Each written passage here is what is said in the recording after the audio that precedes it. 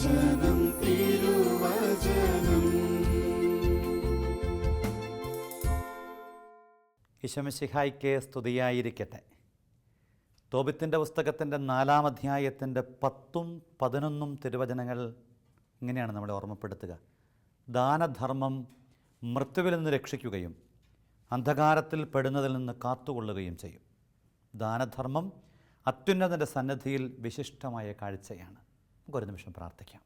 കർത്താവേ, ദാനധർമ്മം കൊണ്ട് നിക്ഷേപമുണ്ടാക്കി മക്കളുടെ ജീവിതത്തിന് വേണ്ടി സ്വരുക്കൂട്ടാൻ ഈ വചനവഴികളിലൂടെ ഞങ്ങളെ പഠിപ്പിക്കണേ. കഴിഞ്ഞ നാളുകളിലൊക്കെ ഞങ്ങളുടെ ജീവിതത്തിൽ മക്കളൊരു ഭാരമാകുമ്പോഴും വല്ലാതെ അവർ കുടുംബത്തിൻ്റെ അനുഗ്രഹ വഴിയിൽ നിന്ന് മാറുമ്പോഴും ഞങ്ങൾ ആലോചിക്കുന്നു, എന്തുപറ്റി? ഈ വചനത്തോട് ചേർന്ന് ഈശോയെ, മക്കൾക്ക് വേണ്ടി സ്വർഗത്തിൽ എന്ത് നിക്ഷേപങ്ങൾ കൂട്ടിയെന്ന് കണ്ടെത്താനുള്ള കൃപ ഞങ്ങൾ കേൾക്കണേ. അമ്മ മാതാവേ, ഉണ്ണീശോയെ അമ്മ അനുഗ്രഹത്തോടു കൂടെ വളർത്തിയ പോലെ ഞങ്ങളുടെ മക്കളെയും ഞങ്ങളുടെ യുവതി യുവാക്കളെയും ജ്ഞാനത്തിലും പ്രായത്തിലും ദൈവമനുഷ്യപ്രീതിയിലും വളർത്താൻ സഹായിക്കണമേ. എല്ലാ അനുഗ്രഹങ്ങളും ഈ വചനമണിക്കൂറിലേക്കണമേ.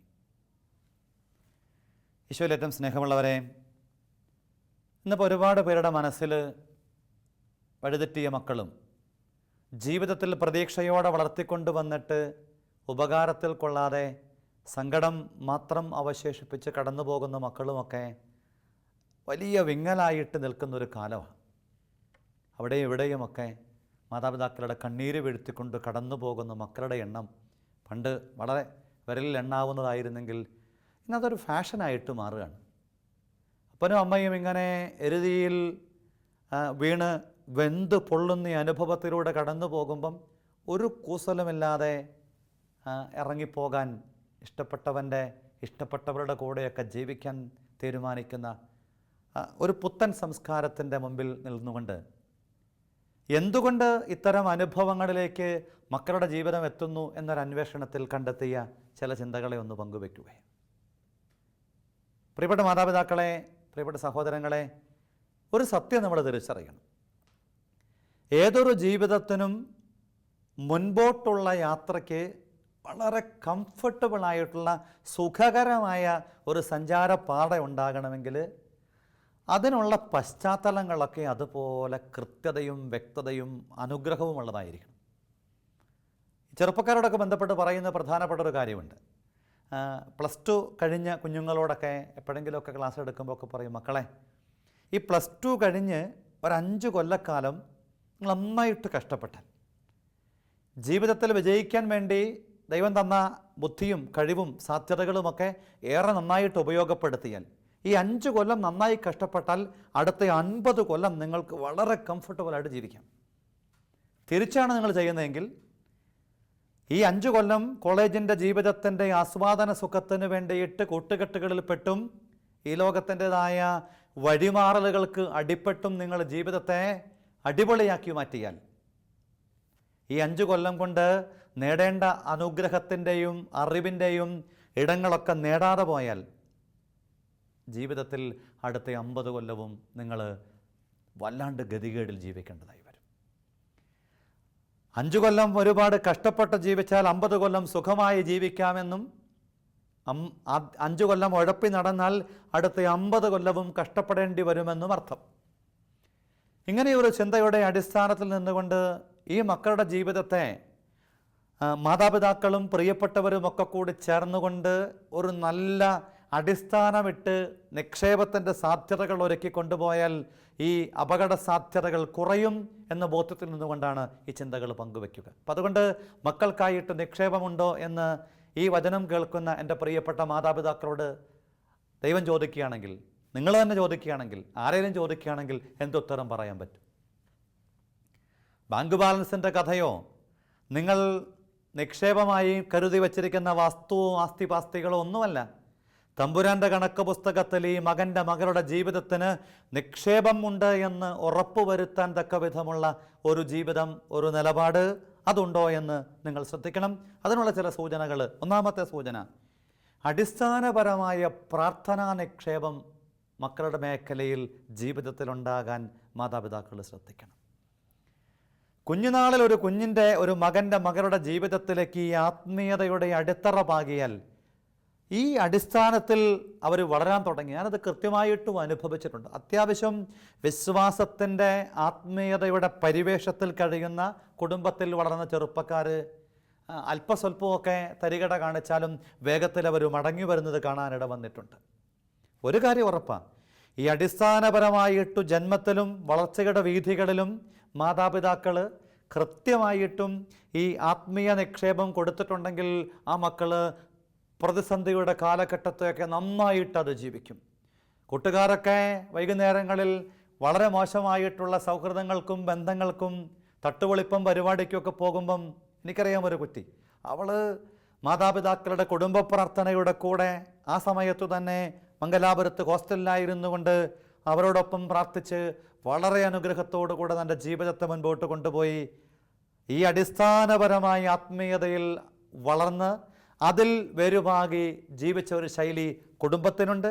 മാതാപിതാക്കൾ അങ്ങനെയാണ്, മക്കളിലേക്ക് അങ്ങനെ കൈമാറിയിട്ടുമുണ്ട്. അവൾ വീട്ടിലൊക്കെ അവധിക്കൊക്കെ വരുമ്പോൾ മാതാപിതാക്കൾ പറയായിരുന്നു, വെച്ചാൽ അവൾ വീട്ടിൽ വന്നാൽ ഈശോമിശിഹായ്ക്ക് സ്തുതി ചൊല്ലിയിട്ട് പ്രാർത്ഥനാമുറിയിൽ കയറി ഈശോയ്ക്ക് നന്ദി പറഞ്ഞ്, യാത്രയിൽ കിട്ടിയ അനുഗ്രഹങ്ങൾക്ക് നന്ദി പറഞ്ഞ് ഒരു അല്പനേരം ബൈബിളൊക്കെ തുറന്ന് വായിച്ചിട്ടാണ് വിശേഷങ്ങൾ പറയാൻ ഞങ്ങളുടെ അടുത്തേക്ക് പോലും വരിക.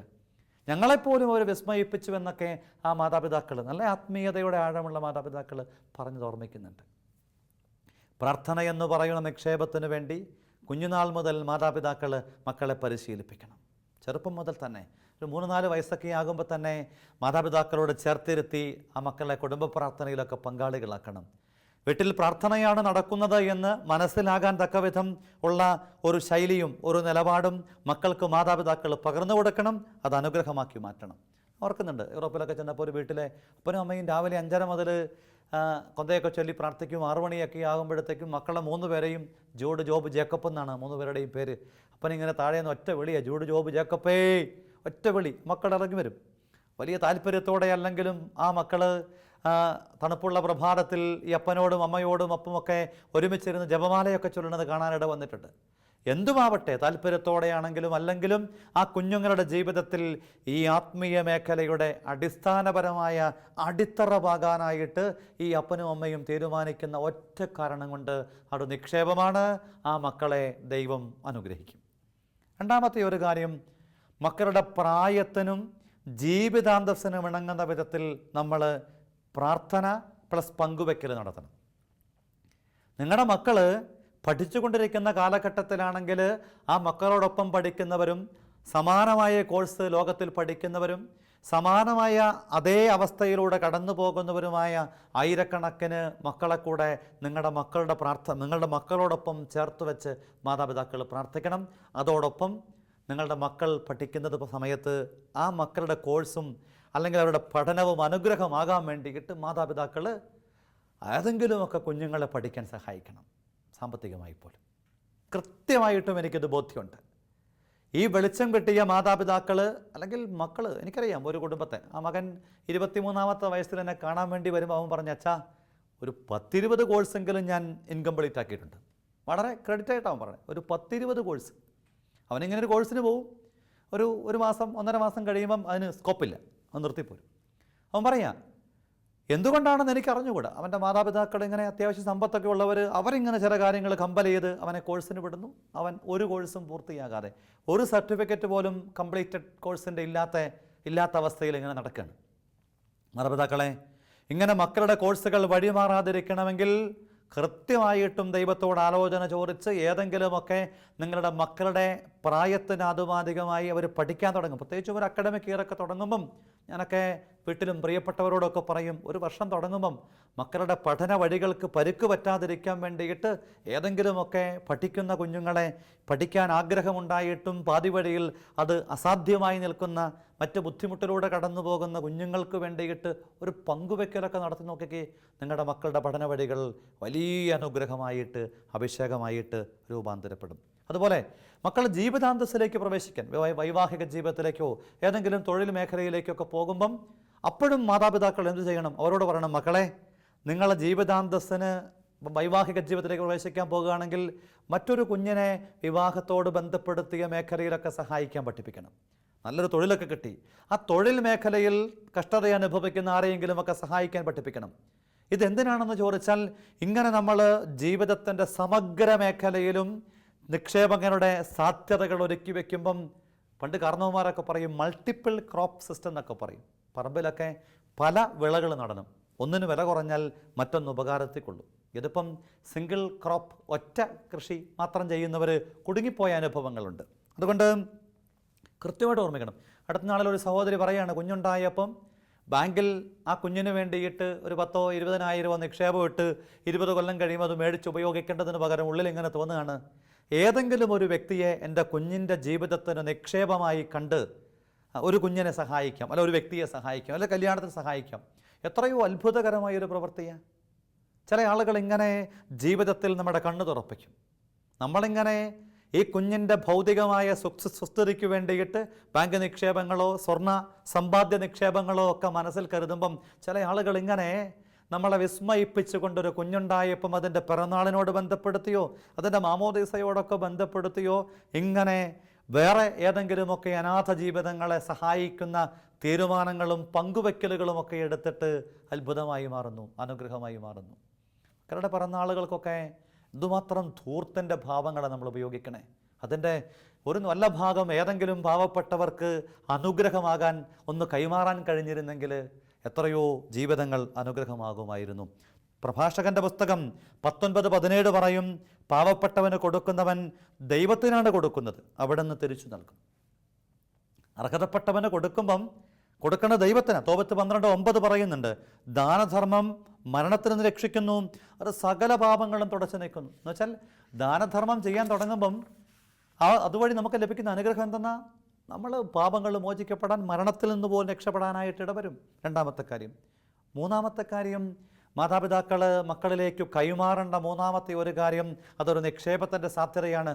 പങ്കുവയ്ക്കലിൻ്റെ ആത്മീയതയെ പഠിപ്പിക്കണം. പങ്കുവയ്ക്കലിൻ്റെ ആത്മീയതയെ പഠിപ്പിക്കണം. ഈ ഷെയറിങ് ആറ്റിറ്റ്യൂഡ് ഇന്ന് പുതിയ തലമുറയ്ക്ക് വല്ലാതെ കുറഞ്ഞു പോകുന്നു.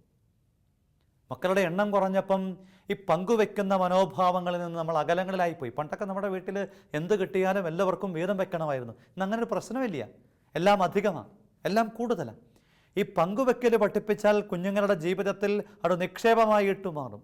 കുടക്കയിലൊക്കെ സൂക്ഷിച്ച പൈസ ഒരു നല്ല കാര്യത്തിന് വേണ്ടിയിട്ട് ദുരിതാശ്വാസ നിധിയിലേക്ക് കൊടുക്കാനും ഒക്കെ ശ്രമിച്ച കുഞ്ഞുങ്ങളുടെ ജീവിതക്കുറിപ്പുകളൊക്കെ നമ്മൾ വായിച്ചിട്ടില്ലേ? എനിക്കറിയാം അങ്ങനെയുള്ള കുഞ്ഞുങ്ങളെയൊക്കെ. ഈ പൈസ കൊണ്ടുപോയിട്ട് സോഷ്യൽ വർക്ക് ചെയ്തോ എന്നൊക്കെ പറഞ്ഞ് കുഞ്ഞുങ്ങളെ കൊണ്ട് മാതാപിതാക്കൾ കൊടുപ്പിക്കുന്നു. വീട്ടിൽ ഭിക്ഷയാചിക്കാൻ വരുന്ന വ്യക്തിക്ക് കുഞ്ഞുങ്ങളുടെ കയ്യിൽ പൈസ കൊടുത്തും അരി കൊടുത്തും ഒക്കെ അവരുടെ ജീവിതത്തിൽ ഈ കൊടുക്കലിൻ്റെ ആത്മീയതയെ ഉണർത്തുന്ന മാതാപിതാക്കൾ. അങ്ങനെ ഒരു ശൈലി മാതാപിതാക്കളെ നിക്ഷേപമാണെന്ന് ഓർമ്മിക്കണം. അങ്ങനെ കൊടുക്കാൻ ജീവിതത്തിൽ പഠിപ്പിച്ചാൽ, പങ്കുവയ്ക്കൽ ജീവിതത്തിൻ്റെ ഭാഗമാക്കിയാൽ, ആ നിലപാടിലേക്ക് ജീവിതത്തെ ചേർത്ത് വെച്ചാൽ, ചിന്തിക്കാത്ത വിധം ഈ മക്കളുടെ ജീവിതത്തിന് എന്തെങ്കിലുമൊക്കെ കുറവ് വരുമ്പം അത്ഭുതകരമായിട്ട് ദൈവം ആ മേഖലയിൽ ഇടപെടാനായിട്ട് തുടങ്ങും. ക്യാൻസർ രോഗികൾക്ക് വേണ്ടിയിട്ട് മുടി കൊടുക്കുന്ന ഒരു കുഞ്ഞിൻ്റെ ഒരു പെൺകുട്ടി എന്നോട് പറഞ്ഞ, അച്ഛാ അതെനിക്കൊരു ത്രില്ലാണ്, ബ്ലഡ് കൊടുക്കുക, എന്തെല്ലാം നന്മകളുടെ സാധ്യതകളുണ്ട്. നമ്മളിങ്ങനെ ചെറു കാര്യങ്ങൾ കുഞ്ഞുനാൾ മുതൽ ഒരു കുഞ്ഞിൻ്റെ ജീവിതത്തിലേക്ക് ഇങ്ങനെ കൊടുത്തു പഠിപ്പിച്ചാൽ അത് അനുഗ്രഹത്തിന് കാരണമായിട്ട് മാറും. അങ്ങനെ അത്ഭുതകരമായ ഒരു നിക്ഷേപത്തിൻ്റെ സാധ്യത മാതാപിതാക്കളെ നമ്മുടെ ജീവിതത്തിൽ നമ്മൾ പരിശീലിച്ച് പകർന്നു കൊടുത്ത് അനുഗ്രഹത്തോടെ കൊണ്ടുപോകണം. നാലാമത്തെ ഒരു കാര്യം, മക്കളുടെ നന്മ ശ്രദ്ധിക്കാനും അത് പറയാനും കഴിയുമ്പം അവരറിയാതെ ആത്മവിശ്വാസത്തിൻ്റെ ഒരു നിക്ഷേപം അവരുടെ ജീവിതത്തിലുണ്ടാവും. ആത്മവിശ്വാസത്തിൻ്റെ നിക്ഷേപം ഉണ്ടാവും.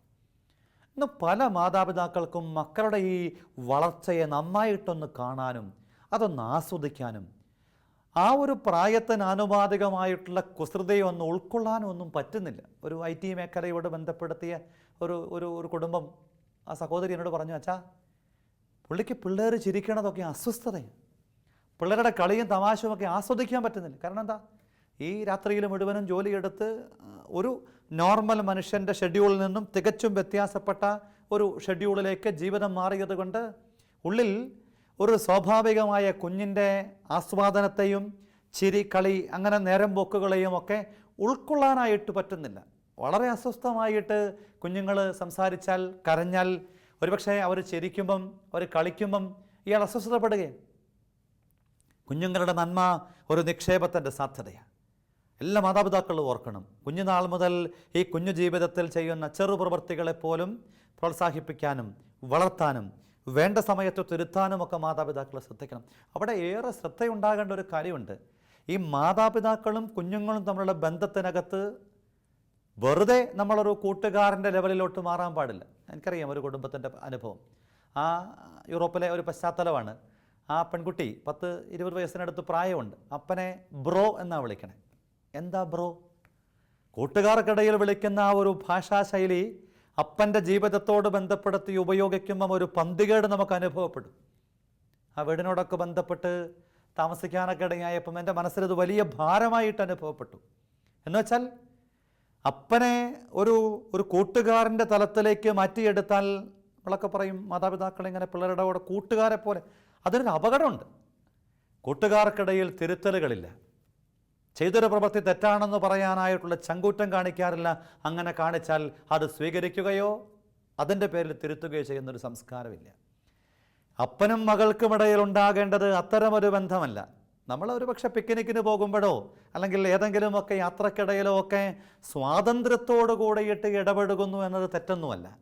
അതിനപ്പുറത്തേക്ക് ഇത്തരത്തിലുള്ള ഒരു അപകട സാധ്യതയുള്ള സൗഹൃദങ്ങളിലേക്ക്, എന്ന് വെച്ചാൽ ഈ അപ്പനും മകൾക്കുമിടയിൽ അരുതായ്മയുടെ സാധ്യതകളിലേക്ക് പോലും അത് കാരണമായിട്ട് മാറാം. കാരണം അപ്പനോട് ഈ കുഞ്ഞിൻ്റെ ജീവിതത്തിൽ ഉണ്ടാകുന്നത് അനുസരിക്കാൻ തക്ക വിധമുള്ള ഒരു അടുപ്പമല്ല, ഒരു കൂട്ടുകാരനോടുള്ള അടുപ്പമായിട്ട് അത് മാറും. അത് അനുഗ്രഹമല്ല. അതുകൊണ്ട് ആ മേഖല കൂടെ ശ്രദ്ധിക്കണം. തോബിത്തിൻ്റെ പുസ്തകം 4:7 പറയുന്നുണ്ട്, ദാനധർമ്മം ചെയ്യുന്നതിൽ നമ്മൾ മടി കാണിക്കരുത്, പാവപ്പെട്ടവനെന്ന് മുഖം മറക്കരുത്, ദൈവം നിന്നിൽ നിന്നും അപ്പോൾ മുഖം മറക്കില്ല. ഓരോ ദിവസവും നമ്മുടെ സമ്പത്തിനും കഴിവിനും ആനുപാതികമായിട്ടുള്ള കാര്യങ്ങൾ ചെയ്ത്, സമ്പന്നനാണെങ്കിൽ സമ്പത്തിന് ആനുപാതികമായി പങ്കുവച്ചും അതിനാനുപാതികമായിട്ട് മക്കൾക്ക് വേണ്ട കാര്യങ്ങൾ ചെയ്തും ഒക്കെ പരിശീലിക്കും. പല മാതാപിതാക്കളും ഈ ധൂർത്തിൻ്റെ സംസ്കാരം മക്കളെ പഠിപ്പിക്കുന്നുണ്ട്. അതെന്നും അപകട, പ്രിയപ്പെട്ട മാതാപിതാക്കളെ. മക്കൾ ഏതെങ്കിലും ഒരു കാര്യം എത്ര വില കുറഞ്ഞതോ എത്ര വില കൂടിയതോ ആയിക്കൊള്ളട്ടെ, ചെയ്യുന്ന പ്രവൃത്തി ഗൗരവത്തോടും ഉത്തരവാദിത്വബോധത്തോടും കൂടെ ചെയ്യാൻ മാതാപിതാക്കളുടെ പ്രോത്സാഹനവും ശ്രദ്ധയുമൊക്കെ ഉണ്ടാവണം. അതുകൊണ്ടാണ് മക്കൾ താനേ വളരുകയല്ല, മാതാപിതാക്കൾ അവരെ വളർത്തുകയാണ് ചെയ്യേണ്ടത്. മക്കൾ താനേ വളർന്നാൽ അവർക്കിഷ്ടം പോലെ അവർ ജീവിച്ച് ആർക്കും ഉപകാരപ്പെടാത്ത മക്കളായിട്ടൊക്കെ മാറും. LKG പഠിക്കുന്ന കൊച്ചിനെ സ്കൂളിലേക്ക് പോകുന്ന ട്രിപ്പ് ജീപ്പിൽ കയറ്റില്ല എന്നൊക്കെ പറഞ്ഞ് കൂടെയുള്ള കുട്ടികളുടെ മാതാപിതാക്കൾ വഴക്കുണ്ടാക്കി. ആ കുഞ്ഞിനെയും കൊണ്ട് മാതാപിതാക്കൾ പ്രാർത്ഥിക്കാൻ വന്നിരിക്കുക. അവനെ കുഞ്ഞുനാൾ മുതൽ ഇങ്ങനെ തന്നിഷ്ടത്തിന് വേണ്ടി മാത്രം വിട്ടുകൊടുത്തിട്ട് ആര് പറഞ്ഞാലും അനുസരിക്കാത്ത വിധം ഒരു 4 വയസ്സുകാരൻ അപകടകാരിയായ സ്വഭാവ പ്രത്യേകതയുള്ള കുഞ്ഞായിട്ട് മാറിയിരിക്കുക. നമ്മുടെ തിരുത്താനായിട്ട് തയ്യാറാവണം. മക്കളുടെ ജീവിതത്തിലേക്ക് നന്മയുടെ നിക്ഷേപങ്ങൾ ഉണ്ടാക്കാൻ, നന്മകൾ കാണാനും അത് പറയാനും അതിനോട് ബന്ധപ്പെട്ട് നിലപാടുകൾ സ്വീകരിക്കാനും മാതാപിതാക്കൾ തയ്യാറാവണം. അധ്യാപക ദമ്പതികളുടെ ജീവിതക്കുറിപ്പ് വായിച്ചത് ഓർക്കുന്നുണ്ട്.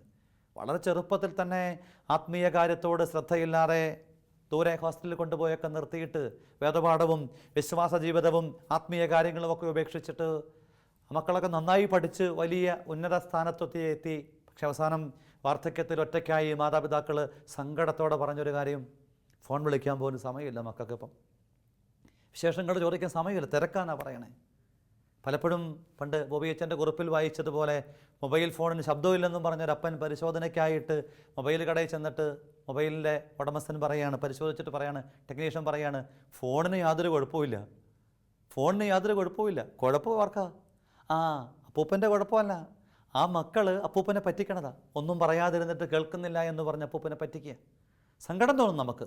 മക്കളുടെ ജീവിതത്തിൽ ഇത്തരം മേഖലകളിൽ നന്മ പറഞ്ഞും കൃത്യമായി തിരുത്തലുകൾ കൊടുത്തും നിക്ഷേപങ്ങൾ ഉണ്ടാക്കുന്ന ഒരു അഭിഷേകത്തിൻ്റെ വഴി സ്വന്തമാക്കണമേ എന്നോർമ്മപ്പെടുത്തുകയാണ്. 5-ാമത്തെ കാര്യം, അനുഗ്രഹമുള്ള ജീവിതങ്ങളെ ചെറുപ്പം മുതൽ മാതാപിതാക്കൾ പരിചയപ്പെടുത്തി കാണിച്ചു കൊടുക്കണം. അനുഗ്രഹമുള്ള നല്ല ജീവിതങ്ങളുടെ, നല്ല തങ്കത്തിളക്കമുള്ള ജീവിതങ്ങളെ ചൂണ്ടിക്കാണിച്ചു കൊടുക്കണം, മാതൃകകളെ കാട്ടിക്കൊടുക്കണം. അത് കുഞ്ഞുനാൾ മുതൽ മാതാപിതാക്കൾ ചെയ്യണം. നിങ്ങളുടെ ജീവിതം പോലെ തന്നെ അതുകൊണ്ടാണ് ആത്മീയ പിതാക്കന്മാരൊക്കെ പറയുന്നത് വിശുദ്ധ ജീവിതങ്ങളുടെ നല്ല അഭിഷേകത്തിൻ്റെ സാധ്യതകൾ മക്കൾക്ക് മുമ്പിൽ മാതാപിതാക്കൾ തുറന്നിടണം. വിശുദ്ധരുടെ ജീവിതം വായിച്ചും പഠിച്ചുമൊക്കെ കഴിയുമ്പം എനിക്കറിയാം അങ്ങനെ ഒരു കുടുംബത്തെ, ആ അപ്പനും അമ്മയും മക്കൾക്ക് വേണ്ടിയിട്ട് വളരെ ശ്രദ്ധാപൂർവം ബൈബിൾ സ്റ്റോറീസൊക്കെ ഇങ്ങനെ കൃത്യമായിട്ട് വെച്ചു കൊടുത്ത് ആ കുഞ്ഞുങ്ങളുടെ ജീവിതത്തിൽ വളരെ കൃത്യമായിട്ടുള്ള ചില നല്ല അറിവ് മാത്രമല്ല, വ്യക്തിത്വത്തിന് തന്നെ വലിയ കൃപയും അഭിഷേകവും നമുക്ക് അവരുടെ കൂടെ താമസിക്കുമ്പം അറിയാൻ പറ്റും, അനുഭവിക്കാൻ പറ്റും. മാതാപിതാക്കളെ, ഇങ്ങനൊരു പോസിറ്റീവ് എനർജിയുള്ള ഫാമിലി, ഒരു പോസിറ്റീവ് എനർജിയുള്ള ഫാമിലി, അതായത് അപ്പനും അമ്മയും മക്കളും ഒക്കെ ഒരുമിച്ച് നാട്ടുകാരുടെ കുറ്റം പറയുന്നതല്ല, മറിച്ച് നന്മ കാണുന്ന ഒരു ഫാമിലി, അങ്ങനെ ഒരു ശൈലിയൊക്കെ ഒന്ന് സ്വന്തമാക്കിക്ക്. നമ്മുടെ ചർച്ചകളും നമ്മുടെ ചാനലുകളുമൊക്കെ ഈ പ്രൈം ടൈമിനെ അങ്ങ് പിടിച്ചെടുത്തിട്ട് നമ്മുടെ മനസ്സ് മുഴുവനും വെടുപ്പ് ഭാണ്ഡങ്ങളുമായിട്ട് കടന്നു പോകുകയാണ്. ഒരു പീഡനത്തിൻ്റെ കഥയോ ഒരു ആത്മഹത്യയുടെ കഥയോ അതൊന്നും ശരിയാണെന്നോ അല്ലെങ്കിൽ അതിനെ ന്യായീകരിച്ചുകൊണ്ടൊന്നുമല്ല ഞാൻ പറയണേ. അത് ഈ ചർച്ചയിലൂടെ അതിനെ കൊണ്ടുവന്നത് കൊണ്ട് എന്തർത്ഥം, എന്ത് ഗുണം?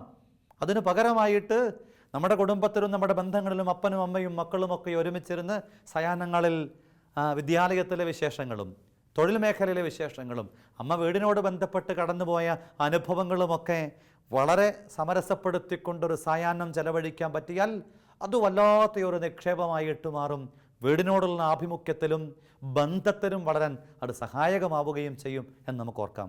അവസാനമായിട്ട് മാതാപിതാക്കളുടെ ജീവിത മാതൃക നല്ല മോഡലായിട്ട് അപ്പനമ്മയും മാറണം.